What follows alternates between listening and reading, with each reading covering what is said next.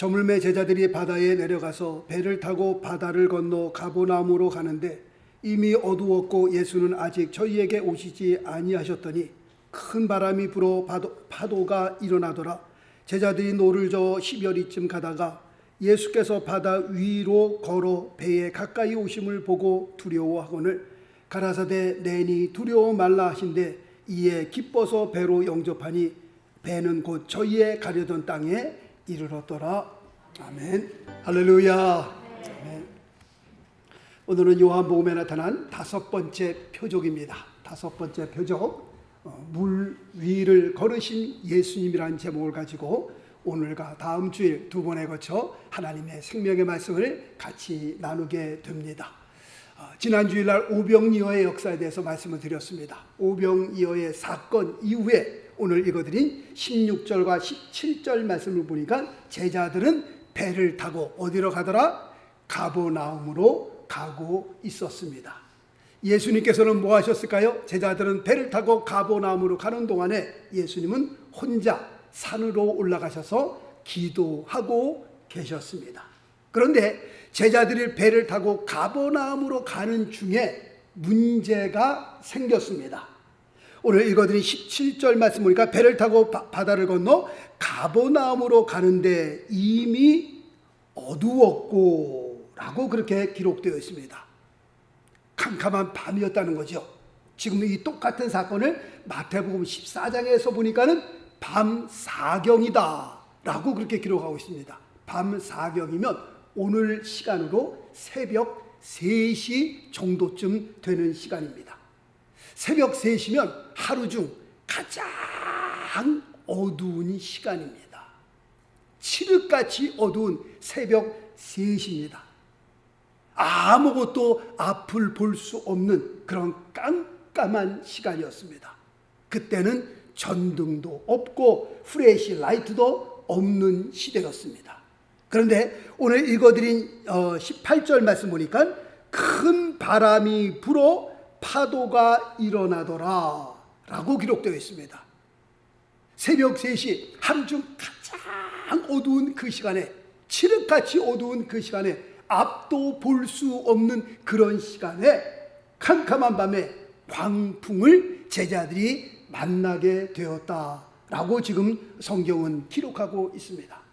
지금 이 광경은 헐몰산에서 내려오는 차가운 계곡 바람과 그 다음에 지중해의 따뜻한 바람이 만나면서 만들어지는 아주 강한 광풍이었습니다.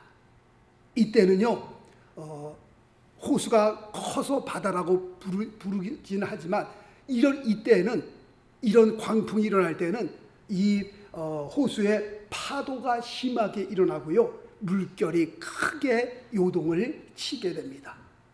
이런 상황 가운데서 노를 저어 광풍을 빠져나온다? 이것은 거의 불가능한 일이다 라고 보시면 됩니다. 아무리 노를 저어도 이 큰 광풍 앞에서 배는 그 자리를 뱅뱅뱅뱅 돌 뿐입니다. 사실 이 정도의 광풍이라면 배는 거의 침몰한다고 보시면 됩니다. 자, 오늘 읽어드린 또 19절 말씀을 또 보면요, 제자들이 노를 저어 10여리쯤 가다가 라고 기록되어 있습니다. 여기서 10여리쯤은 약 4km 정도입니다. 마일수로는 약 2.5마일 정도 되는 겁니다. 지금 배를 노를 저어서 약 2.5마일, 4km, 약 10여리쯤 가더라 라고 기록되어 있는데, 성경 해석가들은 지금 이 장면을 이렇게 해석합니다. 예수님의 제자들이 10여리쯤 가는 그 기간이 약 6시간에서 8시간, 이 광풍 앞에서 배에 노를 저어 가려면, 10여리쯤 가려면 약 6시간에서 8시간 정도 걸렸을 것이다. 그 큰 광풍을 만나면서 8시간을 노를 저가면서 광풍과 싸우면서 나아가고 있었을 것이다 라고 그렇게 해석을 하고 있습니다. 사실 배 안에 있는 예수님의 제자들 가운데에는 어부들도 있었습니다. 특별히 베드로, 안드레, 야고보, 요한, 이런 사람들은 바다에서 잔뼈가 굵은 바다의 전문가들이다라고 우리가 말할 수 있습니다.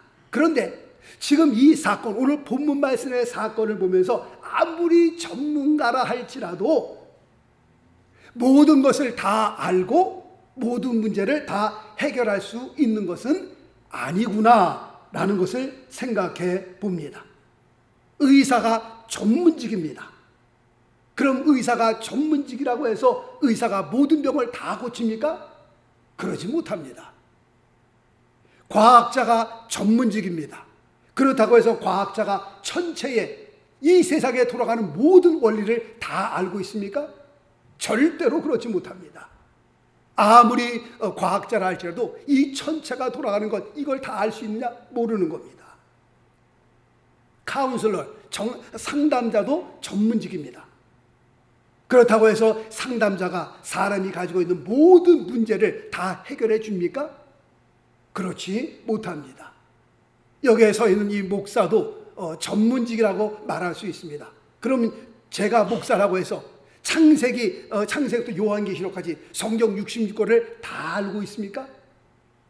그렇지 못합니다. 사실 어떻게 보면요, 아는 것보다 모르는 게 훨씬 더 많습니다.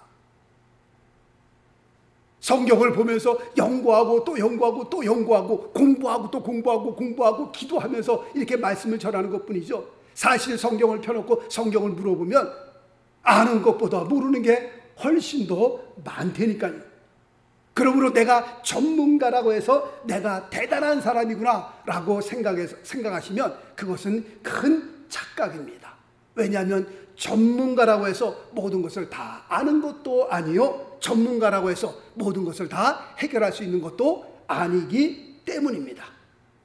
하여튼 오늘 읽어드린 본문 말씀을 보니까 바다의 전문가였던, 바다에서 잔뼈가 굵었던 베드로, 안드레, 야고보, 요한도 이 바다에서 일어나는 그 광풍의 문제를 해결하지 못하고 쩔쩔매는 모습을 우리는 성경을 통해서 볼 수 있습니다. 그렇다면 지금 제자들이 이런 상황 가운데 있는데 예수님은 지금 뭘 하고 계시는 겁니까? 지금 막 8시간을 노를 저어도 조금밖에 못 가는, 아마도 이 광풍 때문에 우리가 죽을 수도 있겠구나 라고 하는 그런 폭풍 가운데에서, 그런 광풍 가운데에서 과연 예수님은 무엇을 하고 계셨습니까? 라고 했을 때 첫 번째, 예수님은 제자들을 위해 기도하고 계셨습니다. 믿든지 아니 믿든지 예수님은 지금도 누구를 위해서? 우리를 위해서, 나를 위해서 예수님은 기도하고 계시는 줄 믿습니다. 자, 말씀 보겠습니다. 누가복음 22장 31절 32절 말씀 보니까 시몬아 시몬아 보라 사단이 밀가부르듯 하려고 너를 청구하였으나 그러나 누가? 내가 예수님께서 너를 위하여 내 믿음이 떨어지지 않기를 뭐하였노니? 기도하였노니. 베드로가 예수님을 3번씩이나 부인하는 그런 가운데서도 예수님은 누구를 위해 기도하셨어요? 베드로를 위해 기도하셨어요. 내가 너를 위하여 내 믿음이 떨어지지 않기를 기도하였노니 너는 돌이킨 후에 내 형제를 굳게 하라. 예수님을 부인하는 그 순간에도 누가복음 보면 예수님과 베드로가 눈이 마주치잖아요. 그 순간에도 예수님은 베드로를 위하여 기도하셨다니까요. 자, 그 다음 로마서 8장 26절 말씀 볼까요?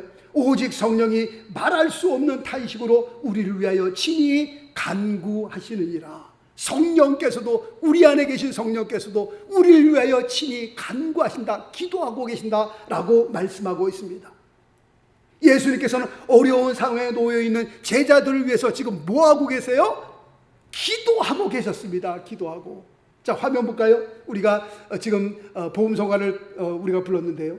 가사가 너무 좋잖아요. 누군가 널 위하여 누군가 기도하네.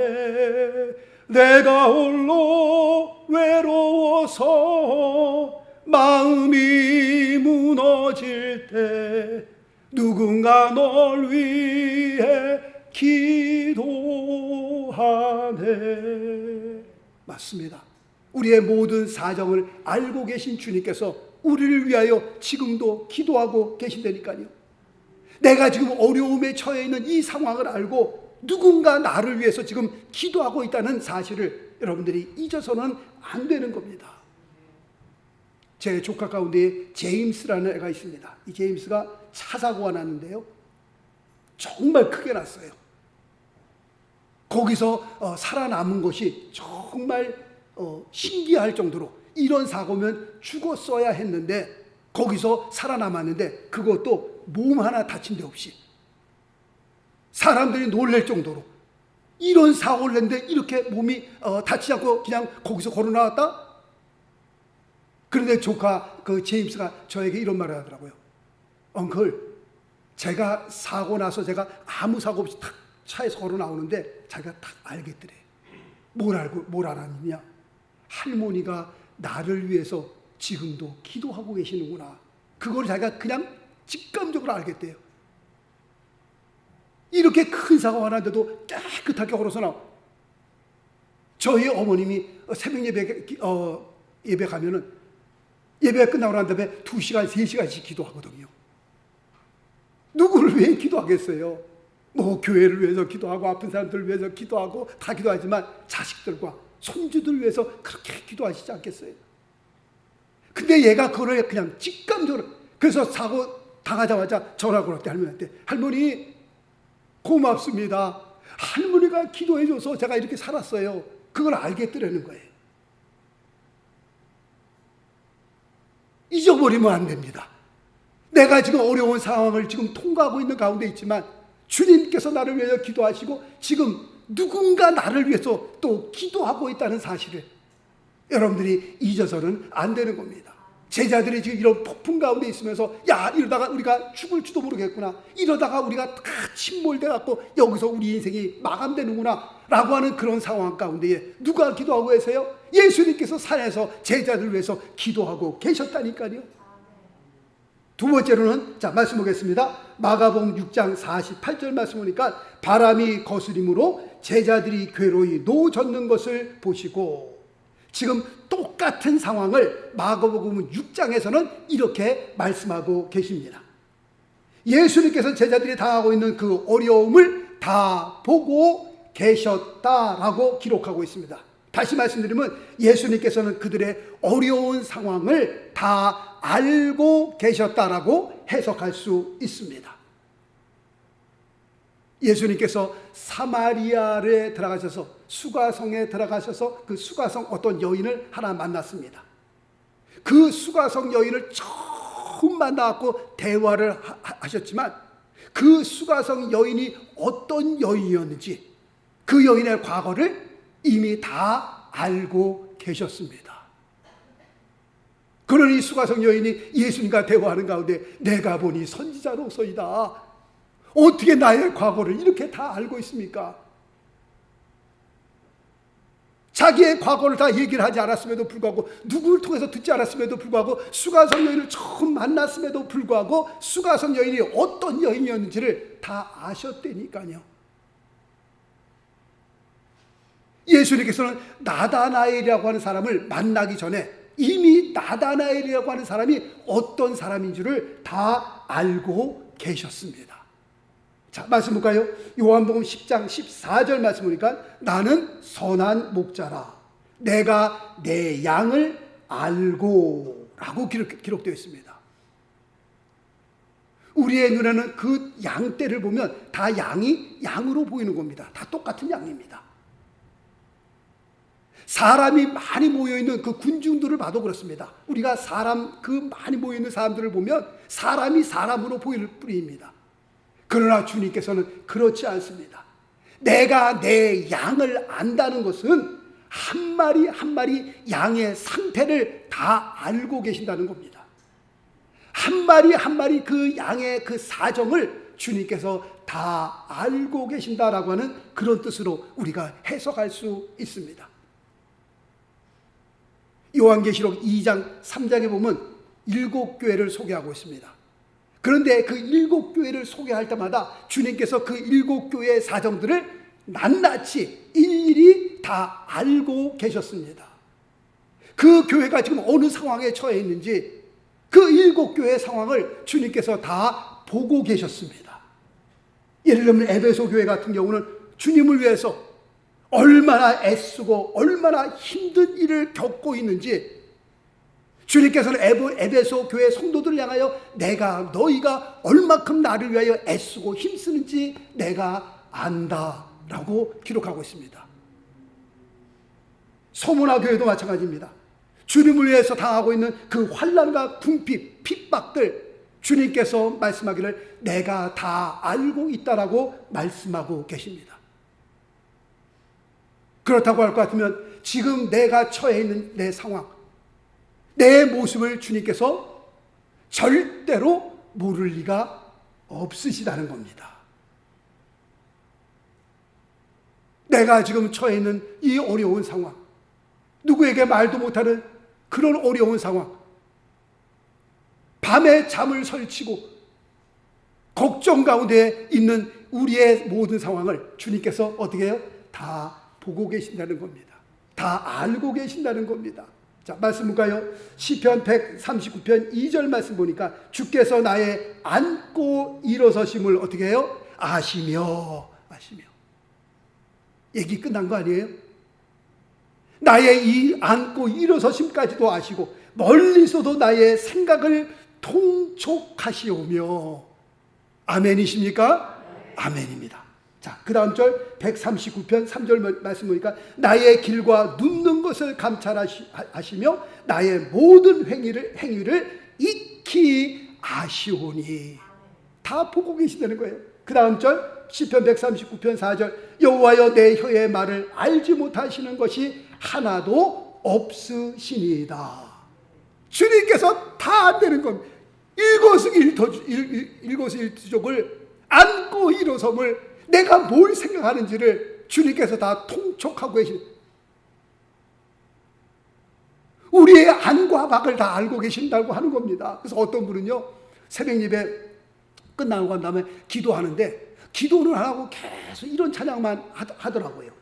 아시지요 아시지요 아시지요 주님 아시지, 이렇게 1시간 계속 찬송만 하고 가는 거예요.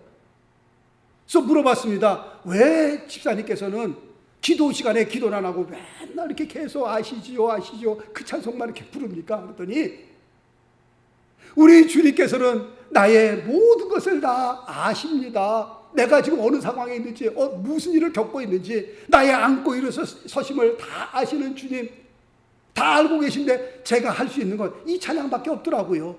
아시지요 아시지요. 그것도 들어보니까 또 그럴만도 해요. 또 보니까 하나님께서 다 아시는데 뭐 이거 달라 저거 달라 막 그냥 다 알고 계시는데 그렇게 대답을 하더라고요. 자, 화면 또 보실까요? 우리가 찬송가 오늘 410장을 불렀는데 가사가 너무 좋잖아요. 내가 믿고 또 의지함은 내 모든 형편, 어떻게 해요? 잘 아는 주님, 모든 것을 다 아시는 주님, 잘 아는 주님, 늘 돌보아 주실 것을 나는 확실히 아네. 할렐루야. 자, 말씀 볼까요? 주님께서 너의 모든 것을 내가 안다 라고 하시는 그 주님께서 이렇게 말씀하십니다. 요한복음 14장 1절 말씀이니까 그러므로 어떻게 해요? 너희는 마음에 근심하지 말라는 겁니다. 주님께서 다 알고 있는데 뭘 근심해요? 주님께서 모르고 계셔야 우리가 염려하고 근심하지. 주님께서 우리의 모든 것을 다 아시는데 일거수일투족 앉고 일어섬을 내가 생각하는 것까지도 주님께서 알고 계시는데 뭘 걱정해요? 뭘 염려해요? 뭘 두려워해요? 내가 너의 모든 것을 다 알고 있다라고 하시는 주님께서 우리에게 말씀하기를 그러므로 너희는 마음에 근심하지 말라는 겁니다. 하나님을 믿으니 또 나를 믿으라 라고 말씀하고 계십니다. 그 다음 절 베드로전서 5장 7절 말씀 보니까 너희 염려를 다 주께 맡겨버리라. 왜요? 주님께서 다 알고 계시기 때문에 그 염려, 걱정, 의심 내가 짊어지고 가지 말고 모든 것을 아시는 주님께 다 내려놓으라는 거예요. 십자가 앞에 다 내려놓으라는 거예요. 이는 왜냐하면 주님께서 너희를 권고하심이니라. 그 권고한다는 말을 영어로 보니까 He cares for you. 주님께서 너를 돌보신다는 겁니다. 믿음이 없으면요, 이 말씀이 무슨 말인지 몰라요. 그러나 우리는 하나님을 믿는 사람이잖아요. 주님 주 예수 그리스도께서 나를 위하여 십자가 못 박아 돌아가시고 나를 구원하셨다는 것을 우리가 믿는 사람들 아니겠어요? 우리가 믿음이 있을진데 우리에게 주시는 하나님의 말씀을 우리가 붙들어야 살 수 있는 겁니다. 우리의 모든 사정을 아시는 주님께서 너희는 마음에 근심하지 말라고 그러잖아요. 너희의 모든 염려를 다 나에게 맡기라고 그러잖아요. 우리가 염려한다고, 우리가 걱정한다고 되는 거 있어요? 없어요? 없잖아요. 염려, 근심은요, 제가 락킹 체어리라고 말씀드리잖아요. 흔들리자. 아무리 흔들어도요, 앞으로 가요, 못 가요? 못 가는 겁니다. 1시간을 흔들어, 락킹 체어에서 흔들고 있어 봐요. 앞으로 가나 못 가나. 맨날 그 자리죠. 염려, 걱정, 근심, 밤새 해도요, 항상 그 자리입니다. 만약에 염려, 걱정, 근심해서 문제가 해결될 것 같으면요, 우리 교회에 다 모여서 철회하면서 염려해야죠. 걱정하고 근심해야죠. 그러나 아무리 철회하면서 걱정, 근심, 염려해도요, 문제가 해결돼야 안 돼요? 안 된다니까요. 그럴 바에야 어떻게 해요? 모든 염려, 걱정, 근심 누구에게 맡겨버려라? 주님께 맡겨버려라. 십자가 앞에 다 내려놓으라고 말씀하고 있는 겁니다. 왜냐하면 주님께서 우리의 모든 사정을 보고 계시기 때문에 그렇습니다. 지금 광풍 가운데 죽을 지경에 있는 그 제자들의 모습을 주님께서 다 알고 계시다니까요. 보고 계시다니까요. 마지막 세 번째로는 예수님은 바다 위를 걸어 제자들을 향하여 가고 계십니다. 배 안에 있는 제자들은 힘들고 지치고 절망에 빠져 헤어나오지 못하고 있을 때에 예수님께서는 그들에게 가셨고 그들의 문제를 해결해 주셨습니다. 지금 이 상황을 보면서 우리가 당하는 어떤 문제든지 어떤 상황이든지 주님께서 그 일에 개입만 하실 수만 있다면 상황은 분명히 달라질 것입니다. 문제는 분명히 해결될 것입니다. 문제는 주님께서 그 일에 개입하시느냐 안 하시느냐, 그게 문제예요. 가나 혼인잔치 때에 포도주가 다 떨어졌습니다. 이거는 큰 일이 난 겁니다. 진짜 2000년 전에 중동 집안의 그 포도주의 중요성은 이거 뭐 말할 필요도 없이 중요한 겁니다. 그런데 혼인잔치 때에 포도주가 떨어졌다? 이거는 큰일 난 겁니다. 그런데 이 일에 주님께서 개입하시니 어떻게 해요? 물이 변하여 포도주가 되어 기적이 일어나면서 그 가나 혼인잔치의 문제가 해결된 겁니다. 왕의 신하의 아들이 죽게 되었을 때에 주님께서 또 그 일에 개입하시니 예수님의 말씀을 통하여 왕의 신하의 아들이 낳는, 치료받는 그 귀한 역사가 일어났던 겁니다. 38년 된 병자를 어떤 의사도 고칠 수 없었습니다. 식구, 친척, 친구들까지도 다 그를 버렸습니다. 다 떠났습니다. 그러나 주님께서 38년 된 병자, 그의 삶에 개입하시니 그가 자리를 들고 일어나 걸어가는 역사가 일어났습니다.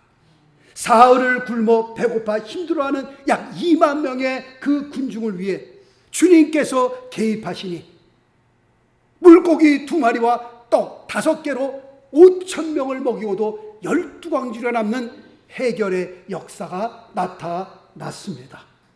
오늘 본문 말씀에도 보니까요, 강풍으로 인한 파도로 인해 힘들고 두렵고 어렵고 또 죽음에 처해 있는 제자들에게 예수님께서 개입하시니, 예수님께서 물 위를 걸어 그들의 삶에 개입하시니 어떤 일이 일어납니까?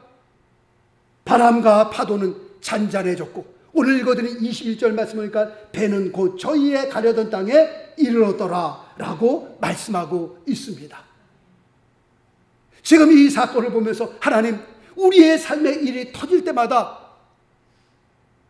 우리가 주님을 향하여 기도하는 그 기도의 이유가 바로 여기에 있는 겁니다. 우리가 기도하는 이유는 전능하신 하나님께서 우리가 당하고 있는 이 어려운 문제에 주님께서 개입해 주시기를 간절히 원합니다 라고 하는 그런 바람으로 우리가 기도하는 겁니다. 모세가 이스라엘 백성과 함께 출애굽하였습니다. 출애굽하자마자 앞에는 홍해고 뒤에는 애굽 군대예요. 앞으로 가도 죽고 뒤로 가도 죽는 겁니다. 진퇴양난이라고 그러잖아요. 이런 죽을 수밖에 없는 상황에 모세가 두 손을 들고 하나님을 향하여 부르짖어 기도하잖아요. 하나님께서 모세가 기도하는 그 기도에 개입하시니 어떤 역사가 일어나요? 홍해가 갈라지는 역사가 일어나잖아요. 모세가 하나님을 향하여 정말 어려운 상황에 하나님 앞에 기도를 드리긴 드렸지만 하나님께서 홍해를 가리라고는 모세가 상상도 못했던 일입니다. 어떻게 홍해가 갈라지라고 상상을 하겠어요? 그러나 이런 어려운 상황 가운데 하나님 앞에 기도하니 그 기도의 뜻이 뭡니까? 하나님 이 일에 개입하여 주옵소서. 하나님께서 개입하시니 역사가 일어나는 겁니다. 그렇다고 할 것 같으면 우리도 기도해야 하는 겁니다. 우리가 한국을 떠나 남의 나라 미국 땅에 살면서 지금 재정적으로 지금 위기의 상황에 있습니까? 아니면 자녀들이 지금 어렵고 자녀들이 지금 힘든 상황에 있습니까? 아니면 가정에 위기가 찾아왔습니까? 아니면 건강에 빨간불이 들어왔습니까? 그렇다면 뭐 하셔야 돼요? 기도하셔야 하는 겁니다. 하나님 이 일에 주님께서 개입하여 주옵소서. 내 힘으로 내 능력으로 해결할 수 없사오니 하나님 도와주옵소서. 기도하셔야 하는 겁니다. 성경에 보니까 히스기야 왕이 죽음 앞에서 하나님을 찾습니다. 하나님을 찾아 성전에 올라가 통곡하면서 기도합니다. 하나님께서 그 기도에 개입하시니 히스기야 왕 삶에 개입하시니 죽을 수밖에 없었던 히스기야 왕이 살아나는 역사가, 하나님께서 그에게 15년을 더 살게 하는 그런 역사가 일어난 것을 보게 됩니다. 야곱이라고 하는 사람은요, 자기의 삶에 절대 위기 상황에 막다들여지게 됩니다. 정말 생명을 잃어버릴 수 있는 그 상황에 막다들이면서 하나님을 향하여 목숨 건 기도를 시작합니다. 자기의 생명을 놓고 기도합니다. 하나님, 죽을 수밖에 없는 상황입니다. 다 망할 수밖에 없는 상황입니다. 자기의 생명을 놓고 기도하니 하나님께서 이 일에 개입하여 주시니 모든 상황들이 다 변화되는 그 역사가 일어나는 것을 보게 됩니다. 자, 말씀 보겠습니다. 시편 86편 7절 말씀 보니까 나의 환난 날에 내가 주께 부르짖으리니 주께서 내게 응답하시리이다. 내 환난 날에 하나님 앞에 기도하니 주님께서 내게 응답하신다는데, 주님께서 내게 응답하신다는 그 말씀의 의미가 무슨 말씀입니까? 하나님께서, 주님께서 이 일에 개입하셨나이다 라고 하는 그런 의미가 됩니다. 자, 다음 절 예레미야서 33장 3절 말씀 보니까 너는 내게 부르짖으라 내가 내게 응답하겠고 내가 알지 못하는 크고 비밀한 일을 내게 보이리라. 아멘. 기도하라는 겁니다. 우리의 삶에 환난을 당했을 때, 우리의 삶에 어려운 일을 당했을 때에, 우리의 삶에 내가 기대하지도 못했던 엄청난 일을 내가 당하고 있을 때 가만히 앉아서 울지만 말고 성경은 기도하라고 말씀하고 있습니다. 기도하면 어떤 일들이 일어나는 겁니까? 주님께서 그 일에 개입하여 역사하시겠다라고 말씀하고 있는 겁니다. 우리가 이 세상 살면서 문제를 당하지 않는 사람이 누가 있겠어요? 이 문제를 해결하면 저기서 또 문제가 터지고, 또 이 문제 해결하면 또 저기서 문제가 터지고, 이 세상에 문제 없이 사는 사람이 누가 있어요? 아무도 없습니다.